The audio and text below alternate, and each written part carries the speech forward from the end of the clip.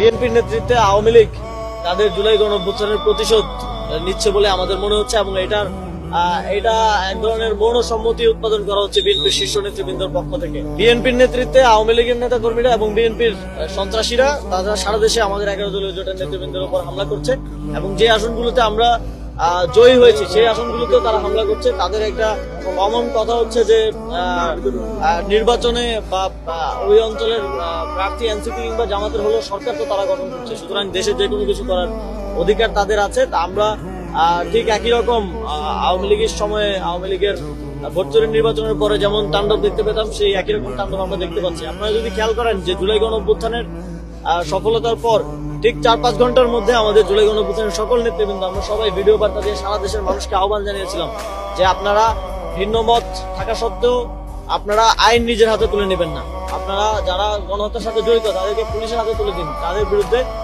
কোনো ধরনের নিজেরা উদ্যোগী হয়ে ব্যবস্থা গ্রহণ করবেন না, তাদের বাড়ি ঘরে হামলা করবেন না। আপনারা সেটা দেখেছেন আমরা এবং আমাদের নেতা কর্মীরা সারা দেশে জুলাই গণঅভ্যুত্থানের আমাদের সহযোদ্ধারা সারা দেশে এবং রাজনৈতিক দলগুলো থেকেও সারা দেশে নিরাপত্তা নিশ্চিত করার জন্য কিন্তু তারা কাজ করেছে।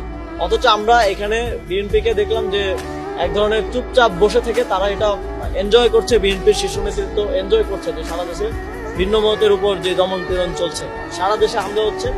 আর ইতিমধ্যে আমরা যে রিপোর্ট পেয়েছি প্রায় 1000-এর কাছাকাছি আমাদের নেতাকর্মী আহত হয়েছে, সারা দেশে বিভিন্ন জায়গায় তারা চিকিৎসা নিচ্ছেন।